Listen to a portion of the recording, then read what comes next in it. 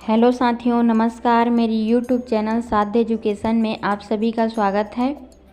आज हम लोग देखेंगे इस वीडियो में भारतीय संविधान से संबंधित महत्वपूर्ण प्रश्न। तो प्लीज़ वीडियो को स्किप न करते हुए वीडियो को अंत तक देखिएगा। पहला प्रश्न है, संविधान सभा की प्रथम बैठक कब हुई थी? ऑप्शन है 9 दिसंबर 1946, 11 दिसंबर 1946, 13 दिसंबर 1946, 21 दिसंबर 1946। तो इसका सही आंसर है ऑप्शन नंबर ए, 9 दिसंबर 1946। अगला प्रश्न है, संविधान सभा के अस्थायी अध्यक्ष के रूप में किसे नियुक्त किया गया था? ऑप्शन है doctor BN. Rao, doctor Sachchidanand Sinha, doctor Bhimrao Ambedkar, doctor Rajendra प्रसाद। तो इसका सही आंसर है option number B, doctor Sachchidanand Sinha. अगला प्रश्न है, संविधान सभा के स्थायी अध्यक्ष किसे बनाया गया? ऑप्शन है doctor Bhimrao Ambedkar, K M. Munshi, doctor Rajendra Prasad, doctor Sachchidanand Sinha. तो इसका सही आंसर है option number C, doctor Rajendra Prasad. अगला प्रश्न है, प्रारूप समिति की अध्यक्ष कौन थी? ऑप्शन है बी.एन. राव, जे.बी. कृपलानी, वल्लभ भाई पटेल, भीमराव अंबेडकर। तो इसका सही आंसर है option number D, Bhimrao Ambedkar. अगला प्रश्न है, संविधान सभा के अंतिम रूप से संविधान को कब पारित कर दिया गया? ऑप्शन है 26 जनवरी 1950, 15 अगस्त 1947, 2 अक्टूबर 1949, 26 नवंबर 1949। तो इसका सही आंसर है ऑप्शन नंबर डी, 26 नवंबर 1949। अगला प्रश्न है, भारतीय संविधान किस दिन से पूर्णतः लागू हुआ था? ऑप्शन है 26 नवंबर 1950, 26 नवंबर 1949, 26 अगस्त 1950, 26 जनवरी 1950। तो इसका सही आंसर है ऑप्शन नंबर डी, 26 जनवरी 1950। अगला प्रश्न है, भारत कब गणतंत्र बना? ऑप्शन है 15 अगस्त 1947, 26 नवंबर 1949, 26 जनवरी 1950, 2 अक्टूबर 1952। तो इसका सही आंसर है ऑप्शन नंबर सी, 26 जनवरी 1950। अगला प्रश्न है, भारतीय संविधान के किस भाग को उसकी आत्मा की संज्ञा दी गई है? ऑप्शन है मूल अधिकार, संवैधानिक उपचारों का अधिकार, प्रस्तावना, संशोधन प्रक्रिया। तो इसका सही आंसर है ऑप्शन नंबर सी, प्रस्तावना।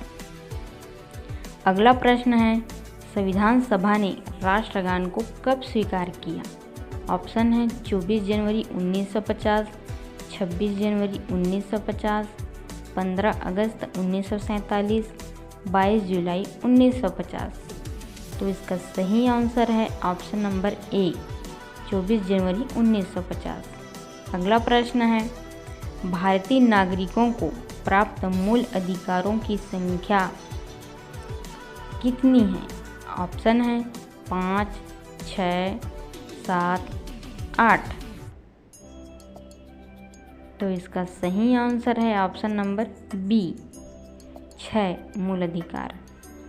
अगला प्रश्न है, संपत्ति के अधिकार को किस संविधान संशोधन के द्वारा हटा दिया गया है?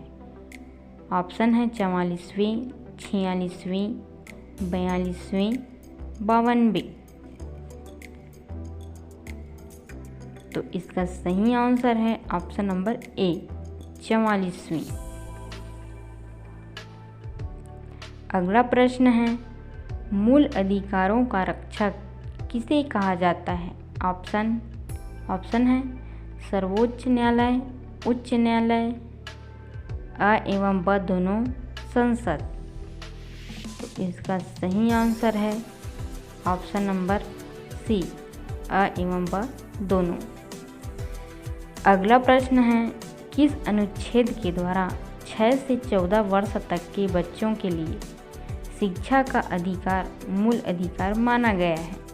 ऑप्शन है अनुच्छेद 20, अनुच्छेद 21, अनुच्छेद 21A, अनुच्छेद 22। तो इसका सही आंसर है ऑप्शन नंबर सी, अनुच्छेद 21A। अगला प्रश्न है, लोक कल्याणकारी राज्य की अवधारणा किसमें निहित है? ऑप्शन है मूल अधिकार, राज्य की नीति के निर्देशक तत्व, मूल कर्तव्य, सर्वोच्च न्यायालय। तो इसका सही आंसर है ऑप्शन नंबर बी, राज्य की नीति निर्देशक तत्व। अगला प्रश्न है, संविधान का अनुच्छेद 40 राज्य को निर्देश देता है कि वह समान कार्य के लिए समान वेतन निर्धारित करे, पर्यावरण की रक्षा करे, ग्राम पंचायतों का संगठन करे, लोक कल्याणकारी राज्यों की स्थापना करे। तो इसका सही आंसर है ऑप्शन नंबर सी, ग्राम पंचायतों का संगठन करे। अगला प्रश्न है, संविधान में मूल कर्तव्यों को शामिल करने की प्रेरणा किस देश के संविधान से ली गई है?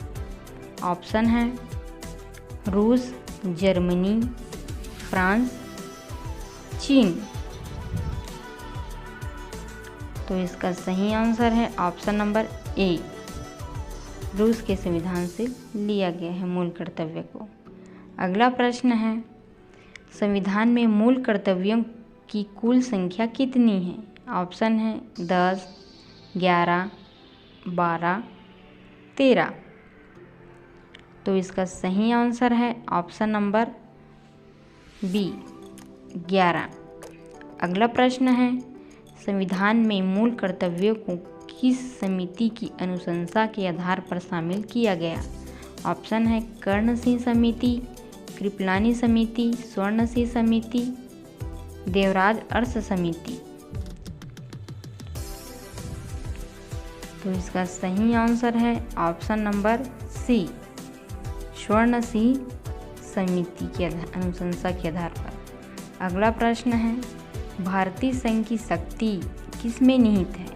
ऑप्शन है संसद, प्रधानमंत्री, राष्ट्रपति, मंत्रिमंडल। तो इसका सही आंसर है ऑप्शन नंबर सी, राष्ट्रपति। अगला प्रश्न है, राष्ट्रपति के निर्वाचक मंडल में शामिल है? ऑप्शन है संसद के दोनों सदनों के सदस्य तथा राज्यों की विधानसभाओं के निर्वाचित सदस्य, संसद के दोनों सदनों के निर्वाचित सदस्य एवं राज्यों की विधानसभा एवं विधान परिषदों के निर्वाचित सदस्य, संसद के दोनों सदनों के निर्वाचित सदस्य एवं राज्यों की विधानसभाओं के निर्वाचित सदस्य, संसद के दोनों सदनों के निर्वाचित सदस्य। तो इसका सही आंसर है ऑप्शन नंबर सी, संसद के दोनों सदनों के निर्वाचित सदस्य एवं राज्यों की विधानसभाओं के निर्वाचित सदस्य। प्लीज़ वीडियो अच्छी लगी होगी तो लाइक, शेयर और सब्सक्राइब करें। धन्यवाद।